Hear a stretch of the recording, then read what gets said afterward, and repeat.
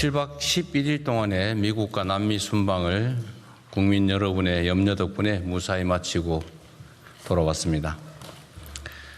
이번 순방은 초격차 산업 강국의 기반을 더욱 단단하게 다지고 글로벌 책임 강국이라는 위상을 한 차원 높이는 순방이었습니다.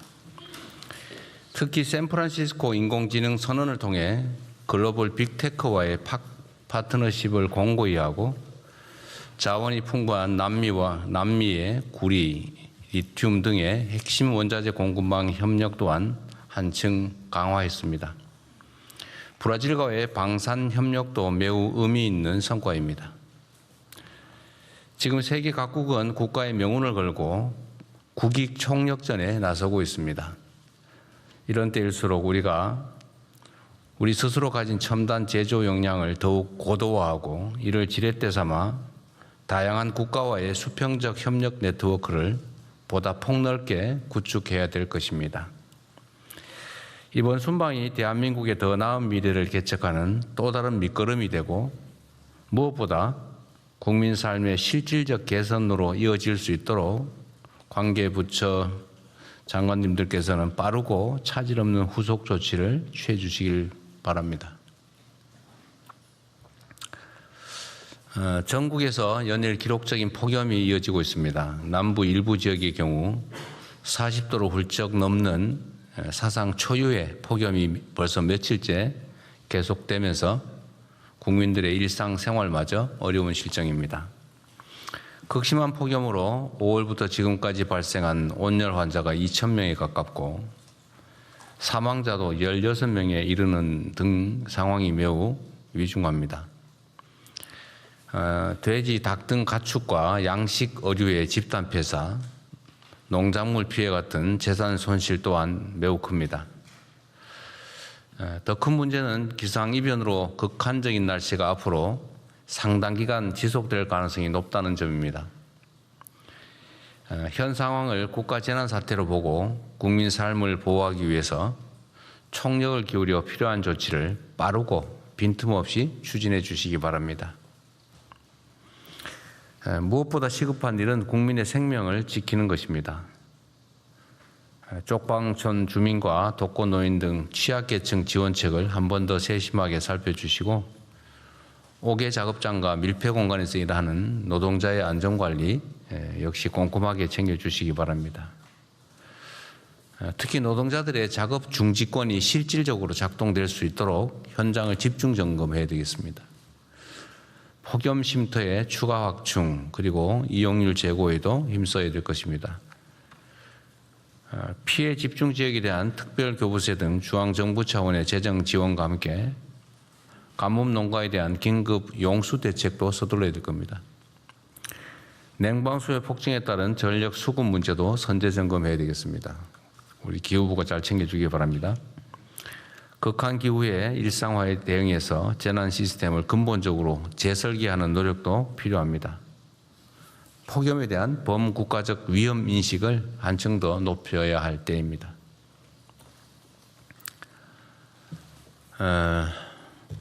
수사 기소 분리를 규정한 개정 형사소송법이 국회에서 의결됐습니다. 이를 두고 많은 논란과 이견들이 있습니다.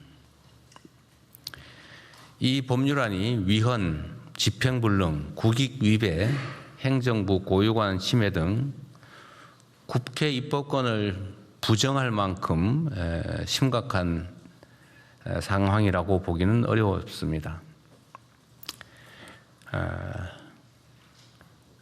거부권 행사라고 하는 게 의견이 다르다고 할 수 있는 것은 아니고 상권 분리 원칙에 따라서 상대의 권한 행사 자체가 상권 분립에 위배된다, 헌정 질서에 위반된다라고 해야 상대의 권능을 부정할 수 있다는 게